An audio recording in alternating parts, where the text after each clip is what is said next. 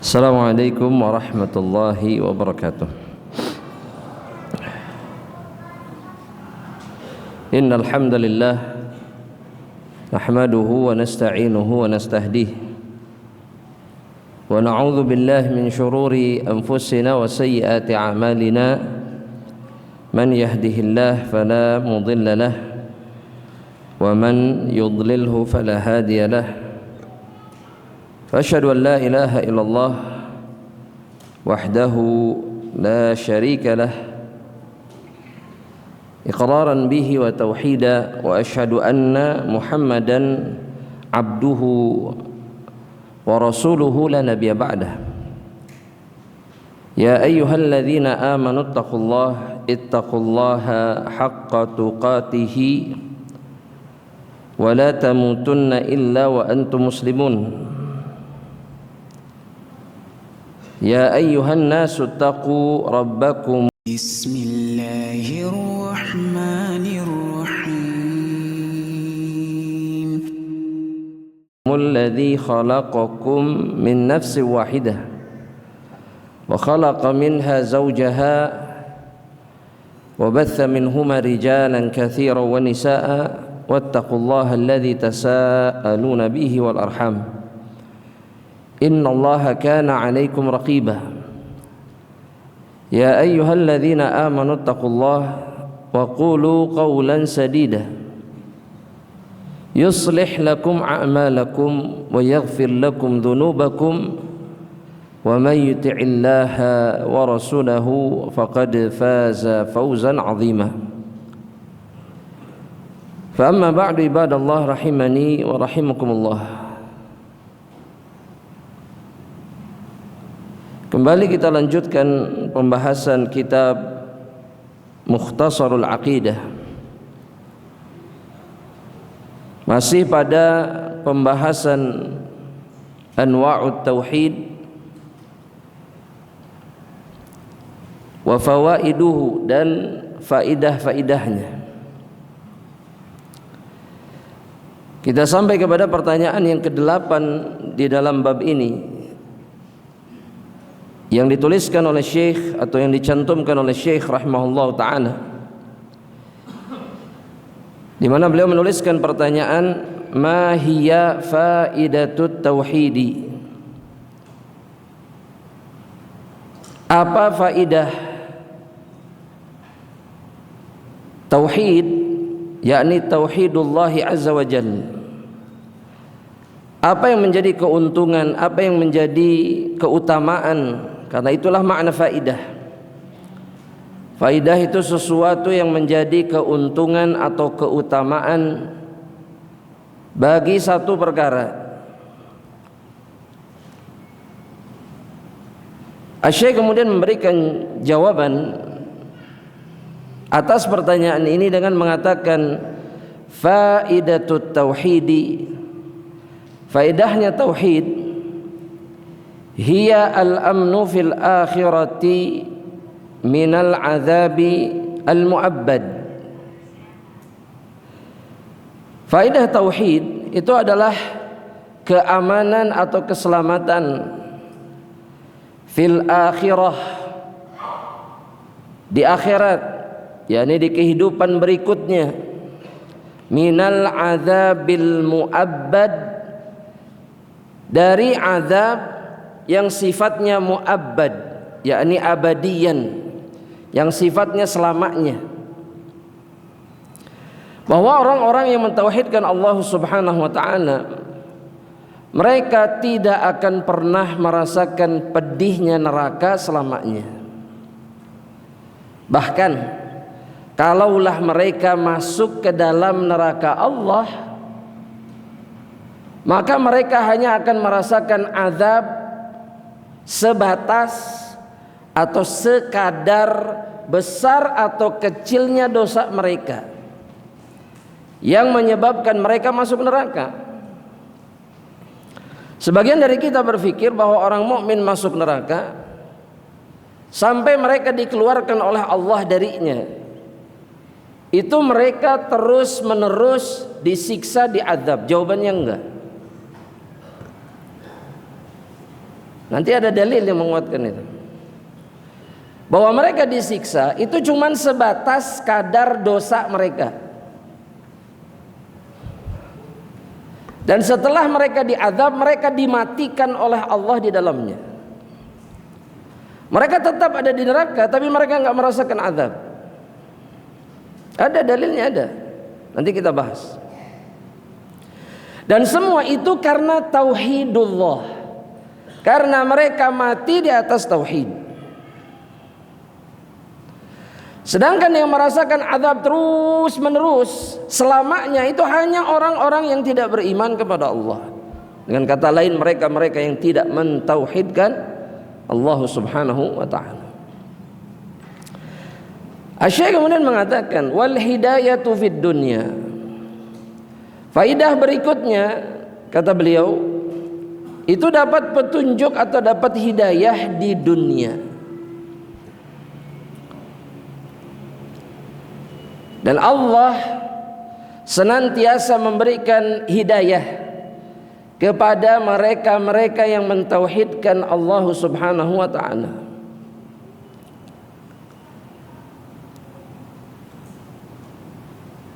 Itu janji dari Allah Rabbul Alamin.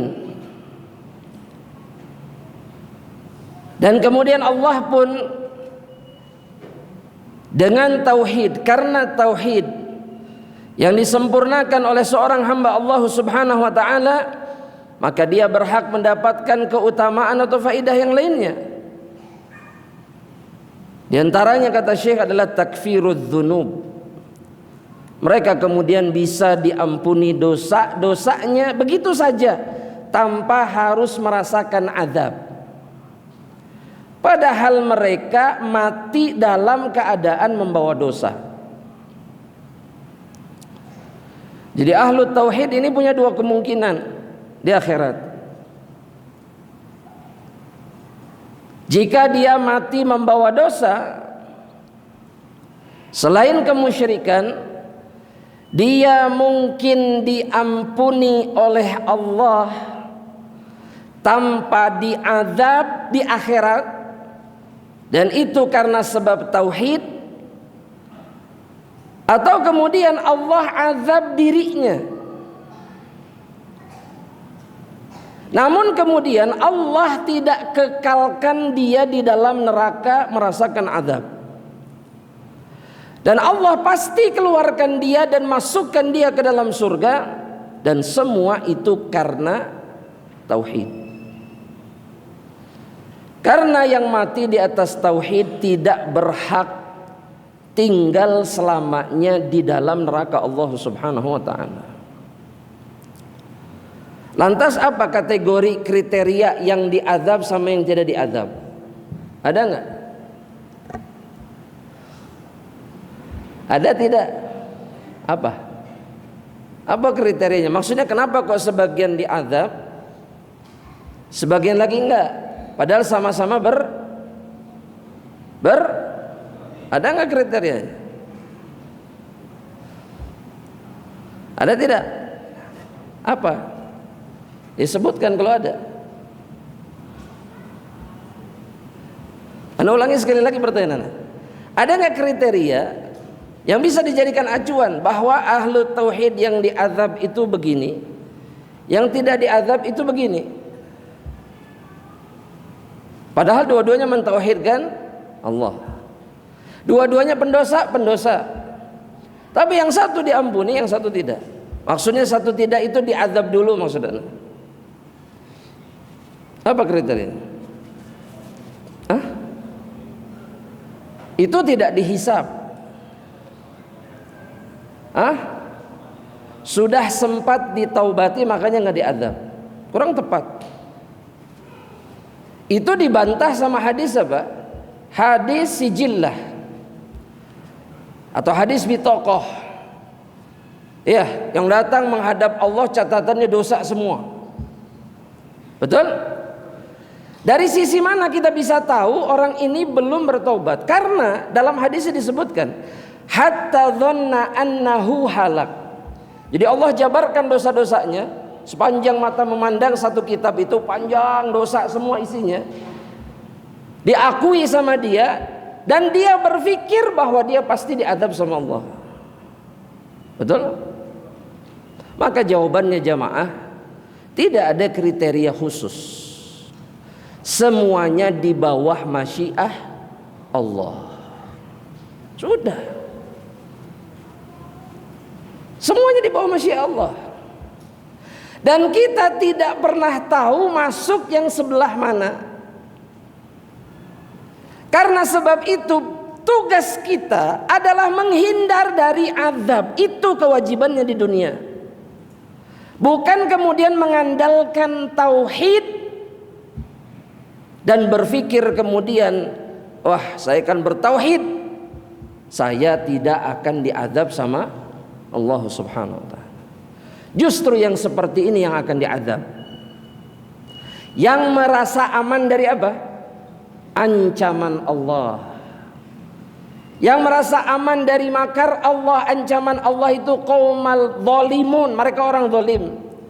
Allah juga bilang qaumal khasirun, mereka orang yang merugi.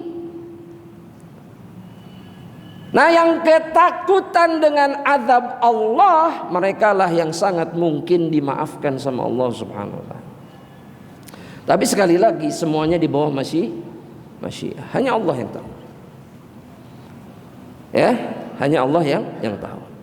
Asy-Syaikh kemudian menyebutkan dalil. Dalil yang pertama, ini ma'ruf ya, ayat ini ma'ruf. Sekali sering diulang-ulang. Dalam suratul An'am ayat yang ke-80 berapa? 80 berapa? 2. Dalam surat Al-An'am ayat yang ke-82, Allah Jalla Jalaluhu itu menegaskan kepada hamba-hambanya yang beriman dengan mengatakan alladzina amanu, kata Allah, mereka-mereka yang beriman. Dan jika disebutkan iman, maka maknanya kembali kepada makna tauhid. Tauhid adalah iman, iman adalah tauhid. Allah mengatakan alladzina amanu, mereka-mereka yang beriman ataupun mereka-mereka yang mentauhidkan Allah, walam yalbisu imanahum bidzulmin, dan kemudian tidak mencampurkan iman mereka dengan kezaliman. Wadzulmu laha ma'anin, kata para ulama. Kezaliman itu punya beberapa makna. Ya, kezaliman itu ada beberapa maknanya. Tapi jika disebutkan berkaitan dengan iman, maka yang namanya zulm, kezaliman itu maknanya adalah kemusyrikan. Jadi kalau dikorelasikan dengan iman, kezaliman baik dalam Al-Quran, baik dalam hadis, maka maknanya adalah kemusyrikan. Ini sebagaimana yang dikatakan siapa? Luqman kepada anaknya. Jadi kata zalim atau zulm dalam ayat ini itu ditafsirkan dalam ayat yang lain. Dalam surat Luqman, ayat berapa sih?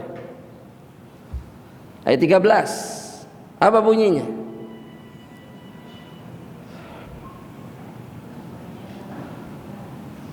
Betul bu, la bunayya la tusyrik billah. Entar jangan dilanjutkan. Antum bilang ini enggak sama anak-anak antum? Enggak usah dijawab. Luqman yang dipastikan menjadi seorang hamba yang saleh di hadapan Allah di dunia dan di akhirat. Di antara perkara yang membuat Luqman itu menjadi abdun salih itu adalah apa yang dia lakukan sama anaknya. Apa yang yang ditanamkan Luqman di dalam dada relung hati anaknya. Yang ditanamkan oleh Luqman adalah tauhid dan kebencian terhadap kemusyrikan.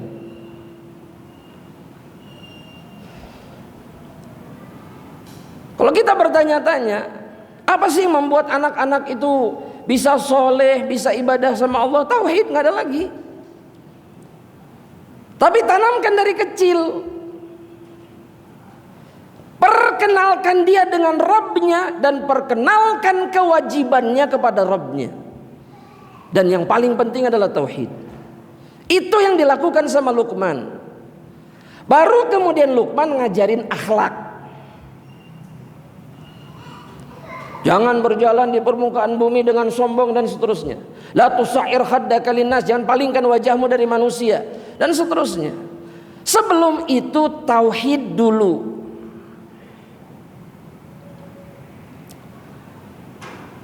Nah, Luqman bilang, "Ya bunayya la tusyrik billah." Wahai anakku, jangan menduakan Allah. Ya, ini obrolan yang hampir nggak ada di tengah-tengah kaum muslimin sama anaknya. Anaknya paling ditanya apa jemaah? Kalau bapak sama anak ngobrolnya gimana hari ini? Cita-cita kamu apa nak? Ya, kamu sudah belajar belum hari ini? Sudah makan belum? Tapi nggak pernah mengingatkan anaknya tentang Allah. Belum paham Ustadz, kata siapa belum paham? Justru dia sedang berada di atas fitrahnya. Dia sangat mudah menerima bahwa Allah itu satu-satunya yang berhak disembah oleh dirinya. Makanya dilakukan sama Luqman. Kenapa nggak boleh menduakan Allah? Luqman bilang, inna syirka la zulmun azim. Karena kemusyrikan adalah kezaliman yang besar atau kezaliman yang agung. Gak ada yang lebih zalim dari orang musyrik. Makanya kalau antum disuruh milih antara orang musyrik dengan orang mukmin, musyrik baik, mukmin apa? Mukminnya apa ini? Tidak baik. Maka sampai hari kiamat yang lebih baik adalah orang mukmin yang tidak baik ini. Sampai hari kiamat. Kenapa? Karena si mukmin tidak melakukan kezaliman terbesar yang bisa dilakukan seorang hamba Allah. Apa? Kemusyrikan. Makanya akal itu kita pakai. Akal itu kita pakai bahwa musyrik sampai kapanpun tidak akan pernah lebih baik dari orang mukmin. Pakai akalnya dan pakai imannya. Sampai hari kiamat gak akan pernah lebih baik.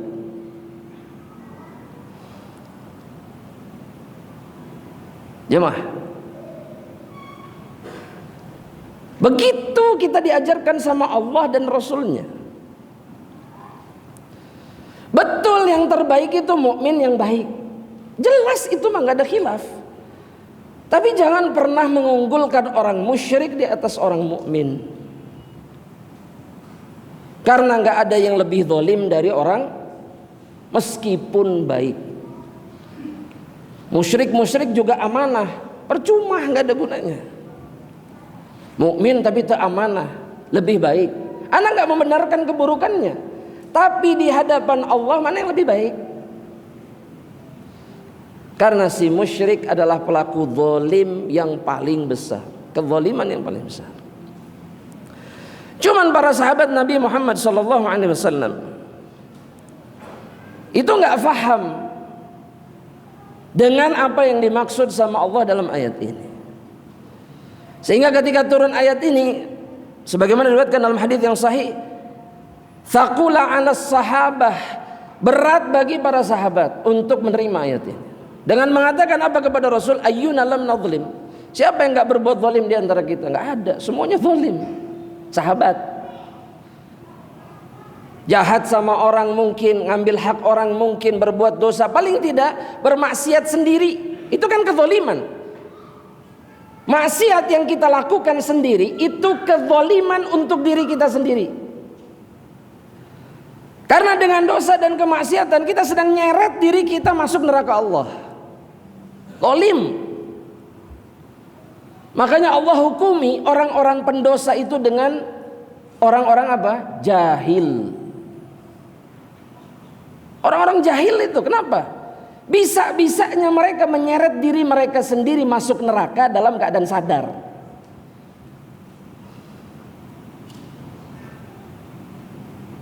Iya jemaah. Sadar itu. Maksiat, sadar dia. Dan dia sadar menyeret, menjerumuskan dirinya masuk ke dalam neraka Allah.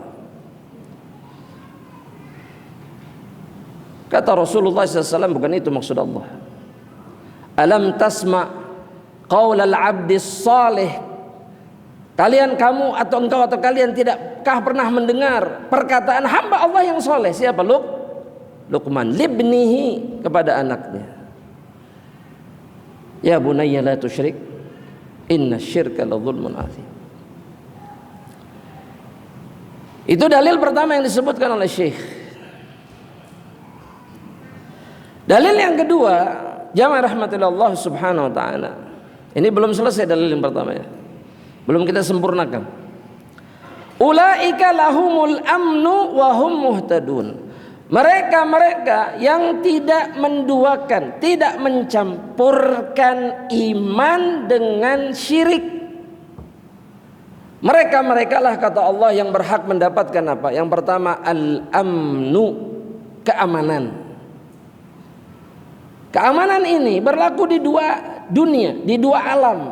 Di alamud dunya wa alamul akhirah. Di dunia dia aman, selamat. Ini yang dicari-cari sama orang hari ini, aman, tenang. Ya, itu kan yang dicari hari ini. Betul jamaah? Pengen aman, pengen tenang. Allah sudah nyebutin dalam Al-Quran. Mereka yang mentauhidkan Allah dan tidak menduakannya, merekalah yang berhak mendapatkan keamanan dari Allah. Sebagian orang itu takjub dengan keamanan sebagian negeri muslim. Tanah haram, haramain. Aman tidak? Aman tidak? Apa yang menyebabkannya aman? Cuman satu sebabnya. Apa? Iman tanpa kemusyrikan. Itu penyebabnya. Dan itu janji Allah Subhanahu wa ta'ala. Jadi solusi keamanan kita hari ini apa? Tauhid, nggak ada lagi. Kenapa nggak aman? Pasti sedikit orang yang bertauhid. Pasti, udah nggak mungkin nggak, pasti. Tapi itu negara-negara kafir aman. Kata siapa aman? Mau sampai kapan kita dibohongi sama orang? Orang-orang yang pernah datang ke negeri kafir tahu bahwa negeri kafir itu tidak aman. Betul nggak ini? Betul nggak? Iya. Kenapa? Karena sedikit yang mentauhidkan Allah. Bahkan bisa jadi nggak ada. Jamaah, nggak aman. Negeri kafir itu nggak aman. Karena janji Allah hanya Allah berikan kepada siapa? Ahlut tauhid. Wahum muhtadun, kata Allah, dan mereka berhak mendapatkan petunjuk. Antum butuh petunjuk atau tidak?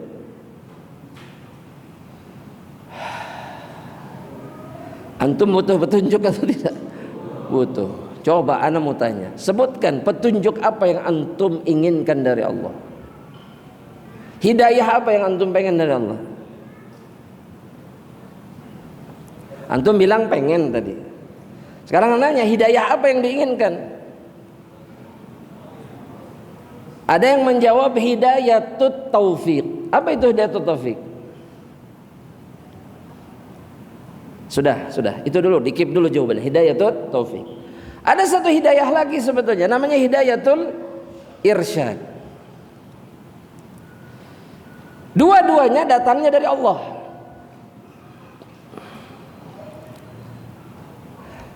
Bedanya, kalau hidayatul taufik itu bisa datang begitu saja, langsung dari Allah, tanpa dicari. Kalau hidayatul irsyad itu butuh apa? Ikhtiar, kayak antum sekarang ini, thalabul ilm. Tapi dua-duanya datangnya dari Allah. Jadi hidayatul taufik itu adalah anugerah, petunjuk dari Allah yang dianugerahkan kepada seorang hamba, kepada hatinya, sehingga dia kemudian berada di atas kebenaran. Makanya kita jumpai satu orang kadang-kadang tadinya melenceng kemana, tiba-tiba apa? Tiba-tiba apa? Lempeng. Tadinya tukang caci maki orang, gini jarinya kalau caci maki orang. Betul? Tiba-tiba tenang. Tiba-tiba. Itu namanya hidayatul taufik, dan itu hak Allah mutlak yang Allah berikan kepada siapapun yang dikehendakinya.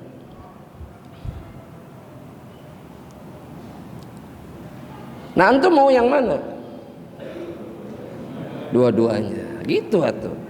Sekarang udah tahu ya, taufik dan irsyad. Pengen dua-duanya. Pengen dimudahkan untuk hidayatul irsyad dan pengen dapat hidayatul taufik. Caranya gimana? Mentauhidkan Allah. Iya. Kan ini wahum muhtadun. Mereka itu diberikan petunjuk sama Allah. Ini sudah isya aja, Bang? Berapa detik lagi? Hah?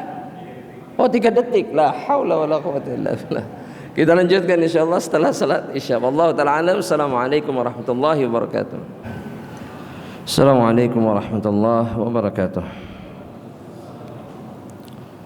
Hamdan katsiran tayyiban mubarakan fihi kama yuhibbu rabbuna wa yardah. فأشهد أن لا إله إلا الله وحده لا شريك له وإقرارا به وتوحيدا أشهد أن محمدا عبده ورسوله فلا نبي بعده فأما بعد أحبتي في الله وإخواني في الدين عزني الله وإياكم. الشيخ kemudian menyebutkan dalil yang lainnya. Sebuah hadis yang sahih yang diriwayatkan oleh Imam Bukhari dan Muslim, muttafaqun alaih, dari sahabat Muadz bin Jabal,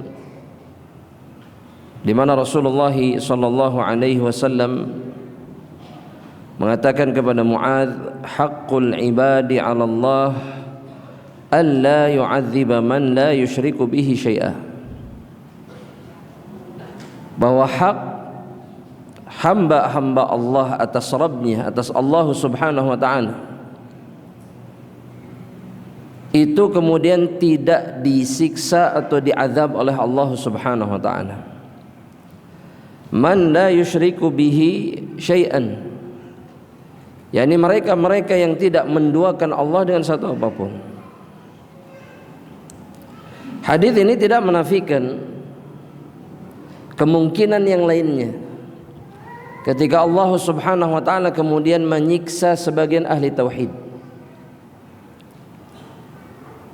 Tapi yang ingin ditegaskan oleh Rasulullah SAW dalam hadis ini adalah bahwa mereka-mereka yang mentauhidkan Allah dan tidak menduakan Allah dengan satu apapun, mereka punya hak untuk tidak diazab sama sekali oleh Allah subhanahu wa ta'ala.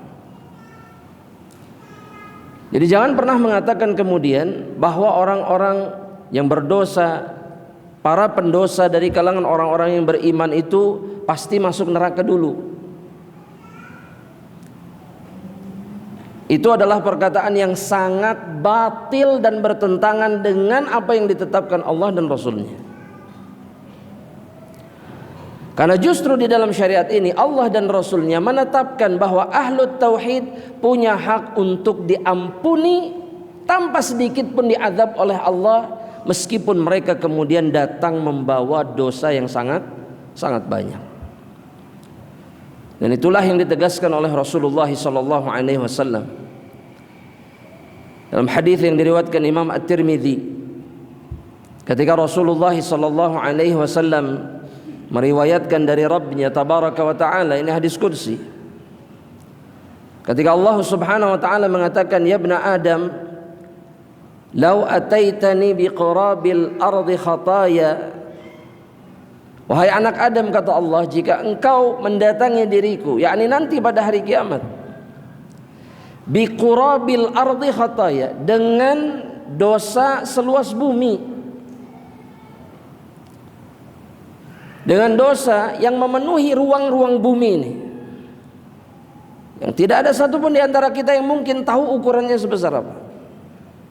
Tapi andaikan, kata Allah, engkau datang dengan membawa dosa sebanyak itu, tsumma laqitani, kemudian engkau berjumpa denganku, lam tusyrik bi syai'an, dalam keadaan tidak menduakan aku dengan satu apapun, la ataituka biqurabiha maghfirah, maka aku akan membawa atau mendatangkan kepadamu juga seluas bumi pengampunan dari Allah Subhanahu wa taala. Untuk siapa?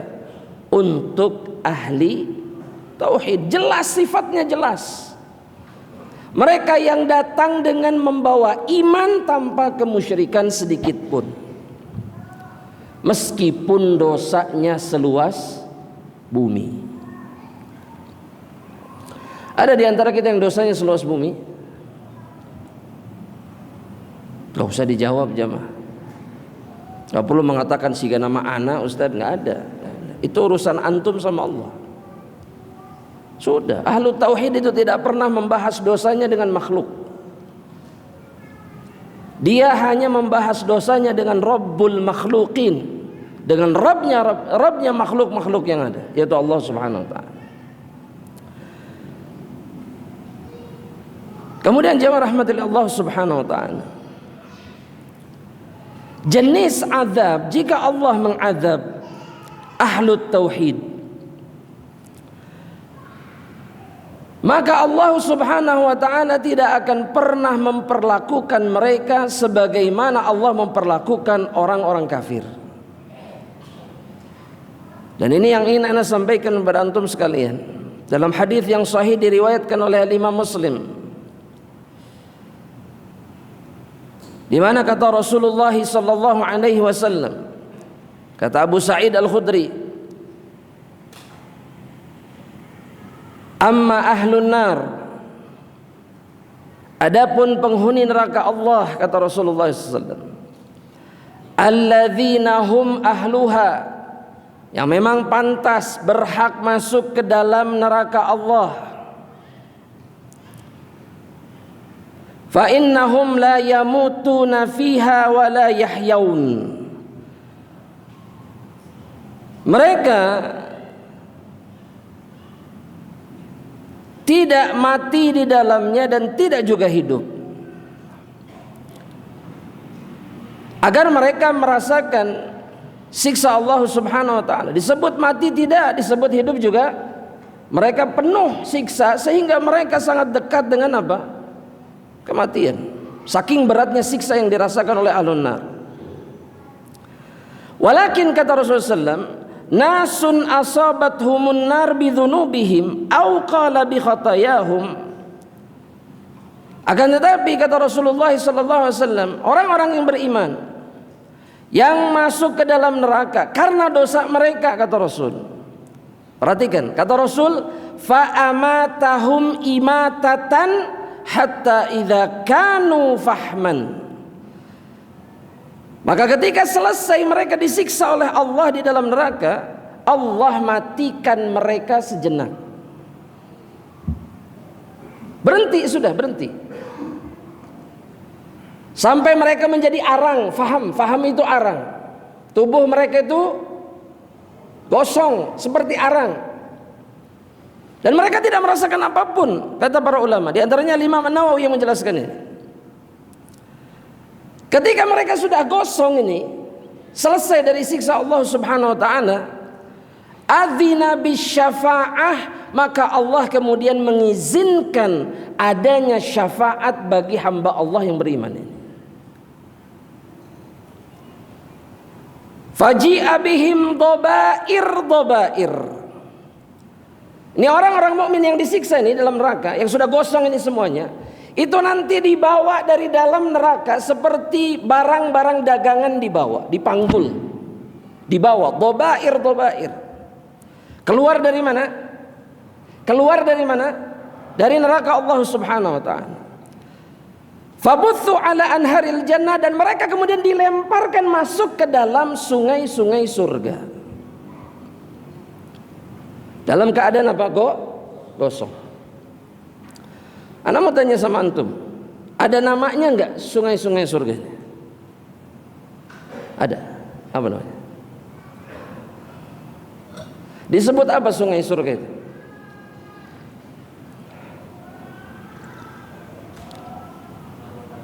Ahsan, barakallahu fiik. Untuk mendapat hadiah sebotol air mineral, silakan. Fadhil. Ya, harus kasih hadiah. Ya, antum tulis di catatan antum bahwa sungai surga itu kata Nabi Muhammad SAW namanya Nahrul Hayat. Nahrul Hayat. Ini sungai yang dilemparkan ke dalamnya orang-orang mukmin yang baru keluar dari neraka Allah Subhanahu wa taala, masuk ke situ. Tsumma qila ya ahlal jannah, kemudian dikatakan kepada penghuni surga yang sudah ada di dalam surga, afidhu alaihim, siram mereka, siram nih jenazah-jenazah atau apa namanya, apa disebutnya, manusia-manusia yang gosong ini, yang sudah gosong jadi arang ini, siramkan kepada mereka air dari sungai itu. Fayambutuna nabatal habbah takunu fi hamilis sail, maka mereka kemudian tumbuh seperti tumbuhnya tanaman setelah terjadinya banjir. Jemaah, kalau di padang pasir ada banjir tidak? Ada banjir tidak? Bapak-bapak ragu, maknya di padang pasir ada banjir gitu. Antum pikir Makkah itu nggak pernah banjir? Bukan sekarang, dari zaman dulu Makkah, Ka'bah bahkan pernah hancur gara-gara banjir. Banjir dari dulu di padang pasir ada. Jangan segitunya sama padang pasir jemaah. Wah, cai di padang pasir, wah cai. Mata air ada, hujan ada, banjir ada. Nah, setelah banjir itu biasanya bertumbuhan apa? Tanaman. Kata Imam An-Nawawi, ini tumbuhnya biasanya pelan, apa namanya, cepat. Habis banjir itu mereka cepat tumbuh, kayak rumput lah, cepat tumbuhnya, betul? Tumbuhnya langsung jadi atau pelan-pelan? Maksudnya lemah atau langsung tegak kuat begitu? Lemah. Ya, sifatnya kan begitu. Pelan-pelan tumbuh membesar, betul? Begitu juga dengan mukmin yang gosong di dalam neraka, tumbuhnya mereka seperti itu.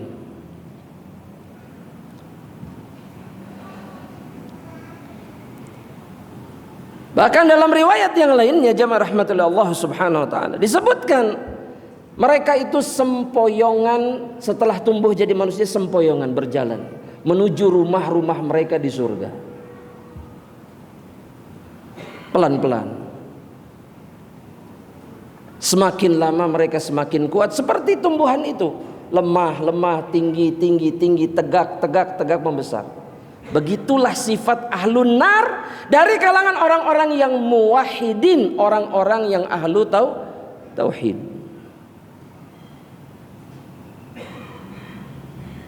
Dan kemudian mereka masuk ke rumah mereka di dalam surga. Dan semua karena apa? Tauhid. Semuanya karena tauhid. Makanya jangan pernah kemudian menganggap remeh perkara tauhid. Jangan bosan. Karena inilah kunci keselamatan kita semuanya, dunia dan akhirat. Ya. Dan tauhid jika masuk ke dalam hati seseorang, maka dia akan merubah segalanya yang ada pada diri seseorang. Betul nggak jemaah? Betul? Ana mau tanya sama jemaah sekarang. Di dalam hidup ini kita cari apa?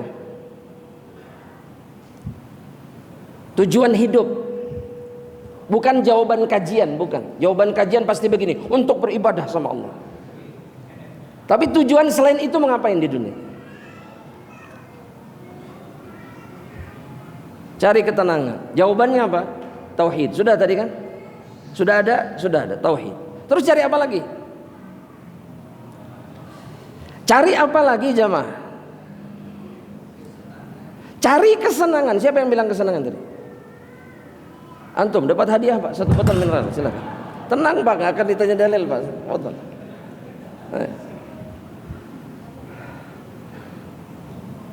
Untuk kesenangan dan kebahagiaan pun, maka tauhid yang Allah jadikan sebagai jawaban bagi hamba-hamba Allah yang beriman.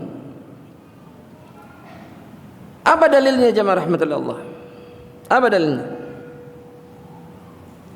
Kalau pengen senang, tauhidkan Allah. Karena itu yang dicari setiap hari. Berangkat dari rumah naik motor, naik mobil, naik angkot, naik bis, keluar kota. Untuk apa? Cari kebahagiaan. Kita harus jujur, harus jujur. Kalau jawaban kajian, anak keluar tiap hari fisabilillah Ustaz, cari ridha Allah. Itu jawaban kajian. Iya, betul itu. Padahal yang dikejar itu apa? Kesenangan sebetulnya yang dikejar. Gak ada masalah, gak ada masalah. Tapi carilah dengan cara yang ditunjukkan sama Allah. Jangan cari jalan lain. Karena kita gak akan pernah senang jika tidak melewati jalan yang satu ini, yaitu jalannya tauhid. Nah sekarang anda tanya dalilnya apa?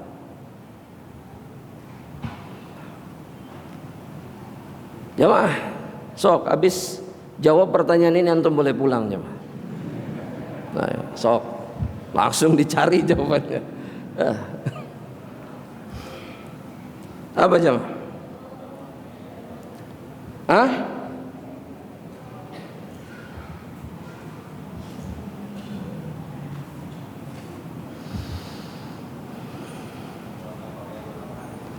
Surat apa? Ayat 28 sebutkan.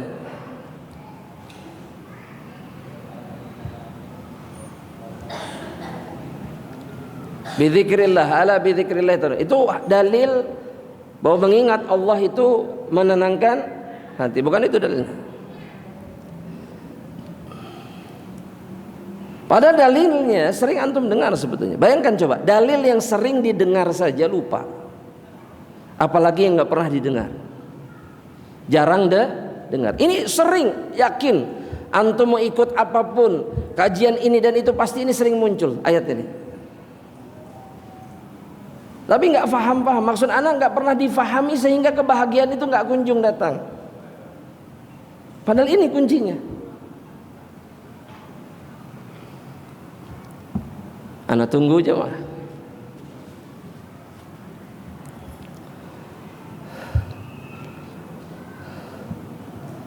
Ayo Pak Ajis.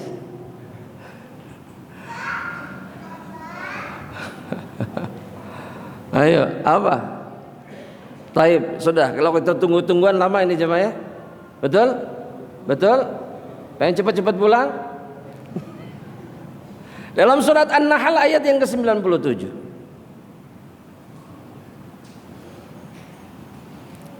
Allah Jalla Jalaluhu tegas mengatakan bahwa laki-laki perempuan yang beramal soleh dalam keadaan mukmin, ai muwahidan, dalam keadaan menjadi ahlut tauhid. Jelas Allah menjelaskan langsung balasannya apa? Falanuhyiyannahu hayatan thayyibah, kami pasti berikan kehidupan yang baik. Kata Ibnu Katsir, hidup yang baik itu adalah hidup yang aman, tenang, berbahagia. Senang hidupnya. Apapun yang terjadi di dalam kehidupannya, dia pasti senang. Kalau apa jamaah? Muwahhid. Ini kunci satu-satunya yang mendatangkan kebahagiaan dunia dan akhirat. Makanya para sahabat Nabi itu jamaah, dalam keadaan apapun mereka berbahagia. Kenapa? Karena tauhid yang bercokol di dalam dada mereka, di dalam hati mereka. Mau ada badai, mau ada cobaan, mau ada apapun, bahkan perang melawan musuh-musuh Allah yang secara logika tidak mungkin dikalahkan sama mereka, maka hanya ketenangan yang ada dalam dada mereka. Tenang. 4.000 lawan 200.000. Mereka tetap menghadapinya dengan penuh keyakinan dan ketenangan. Tenang, senang, bisa ketawa, bisa ngobrol, bisa ibadah dengan tenang. Kenapa? Karena hatinya dipenuhi kebahagiaan dan ketenangan. Semua karena tauhid. Ingat ini jamaah, hidup itu gak sesulit yang kita bayangkan. Wallahi gak sulit kalau kita di atas tauhid. Tapi sekali lagi, jamaah rahmatillah Allah, kita melupakan ini semuanya.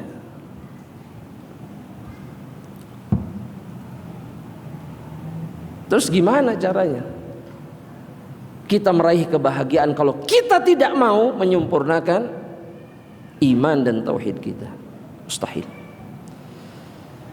Nasallallahu salamata wal afiyah jamaah. Ya, mudah-mudahan Allah tetapkan kita di atas tauhid, mati di atas tauhid, dan dibangkitkan di atas tauhid kelak pada hari kiamat. Wallahu ta'ala alam. Ini yang bisa saya sampaikan malam hari ini. Insyaallah kita lanjut berikutnya. Ahibati fillah, jika ada pertanyaan anda persilahkan sebelum kita akhiri perjumpaan di malam hari ini. Allah Syekh. Sekali itu anda.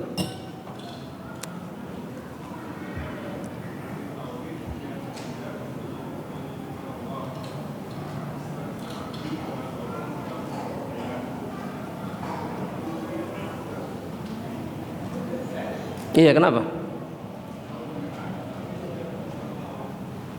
Iya, terus? Nah, kita harus memahami jamaah rahmatillah Allah, bahwa yang namanya bid'ah itu dosa besar di dalam Islam. Itu dulu yang harus dipahami. Dan para ulama jelas membaginya jadi berapa? Jadi dua, secara umum berkenaan dengan akidah. Ada yang mukaffirah, ada yang mengeluarkan seseorang dari Islam, ada yang tidak. Nah, kalau tidak mengeluarkan seseorang dari Islam, kalau perbuatan mengadak-ngadaknya tidak membatalkan iman, artinya imannya masih utuh, tidak berbuat kemusyrikan, tapi dia mengada-ngada. Maka ini nasibnya, kata para ulama, sama seperti pelaku dosa besar yang lainnya. Iya. Makanya nggak boleh kemudian menghukumi misalkan secara mutlak. Oh ini begini pasti kekal di neraka, bisa. Ini membuktikan bahwa dia nggak paham apa arti dari kata itu dan nggak pernah memahami hakikatnya seperti apa. Bahwa ada yang mengeluarkan dari Islam, ada yang enggak. Betul. Ada hukuman-hukuman khusus untuk mereka. Contoh misalkan seperti nggak boleh dekat-dekat kemana? Haud. Tapi apakah itu mutlak mereka kemudian kekal dalam neraka Allah? Enggak. Dilihat apa yang dia lakukan. Kalau mengeluarkan dari Islam, mati dalam keadaan seperti itu, maka kita tahu dia berakhir di mana? Berakhir di mana? Selamanya atau tidak? Selamanya. Karena orang-orang yang melakukan kekufuran selamanya dalam neraka Allah Subhanahu wa taala. Jelas sampai di sini jemaah? Jelas enggak ini jemaah? Jelas tidak? Jadi nggak boleh serampangan dan sembarangan menghukumi orang lain. Harus ada hujjah, harus ada bukti. Nggak semuanya kemudian masuk kekal di dalamnya, enggak. Tapi memang ancamannya apa? Buat orang yang mengadakan dalam agama, ancamannya apa? Jelas, maksudnya pasti atau diancam oleh Allah masuk ke dalam neraka Allah. Kalau mereka melakukan itu. Tapi kalau mereka masih mukmin, dan anda tanya, mungkin nggak itu terjadi? Dia mukmin, nggak berbuat kemusyrikan, tapi mengada-ngada, mungkin nggak? Mungkin. maka dia masih punya kesempatan untuk diampuni atau masuk ke dalam neraka, tapi akhirnya mereka keluar dan masuk ke dalam surga Allah Subhanahu wa taala. Jelas ya? Jelas? Antum hafal dalilnya kok. Kullu sudah sampai akhir. Ya, finnar, pokoknya kan gitu. Itu kata siapa? Kata Nabi Muhammad sallallahu alaihi wasallam. Wallahu taala alam. Silakan antum.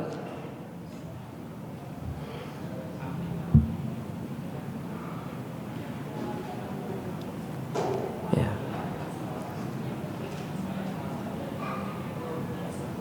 Nah. Tergantung tidak sempurna ini seperti apa maksudnya. Apakah membatalkan kemudian salah satu di antara tauhid itu atau tidak? Ya, atau kemudian terkena syubhat sebagaimana dikatakan oleh para ulama. Ketika seseorang misalkan terkena syubhat dalam masalah asma wa sifat, syubhat aslinya syubhat yang mengubah pikiran dia itu syubhat. Jadi dia enggak meyakini itu 100%, tapi kena enggak langsung dihukumi kemudian dia batal tauhidnya, enggak. Jadi dilihat sebabnya. Kalau yang dimaksud tidak sempurna ini adalah membatalkan salah satu di antara tauhid itu, maka dia bisa berakhir dalam neraka Allah. Karena batal keimanannya, batal keislamannya. Ya, dalam tauhid asma wa sifat, secara sadar, secara yakin dia mengatakan bahwa apapun yang ditetapkan sama Allah di dalam Al-Quran, apapun yang dikatakan Rasul dari nama-namanya itu nggak benar. Misalkan, Anda nggak meyakini itu, nah ini bahaya. Ini membatalkan imannya atau tidak? Batalkan imannya atau tidak? Iya, karena dia membantah apa yang ditetapkan sama siapa? Sama Allah Subhanahu wa taala. Tapi kalau dia cuma terbawa-bawa oleh sebagian orang yang mengajari dia bahwa begini loh sifat Allah itu begini loh dan seterusnya, apakah mutlak langsung? Tidak. Tidak. Harus dibangun di atas apa? Kesadaran dan ilmu. Kalau dia tahu itu nggak boleh tapi tetap dia lakukan, ini berbahaya. Ya, wallahu ta'ala alam bishawab. Satu lagi jemaah. Terakhir.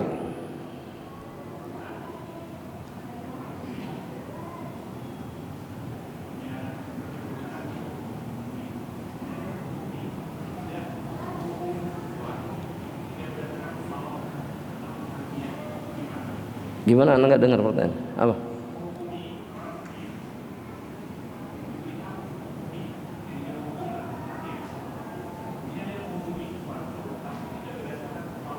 Oh, qadhi, maksudnya hakim. Nah,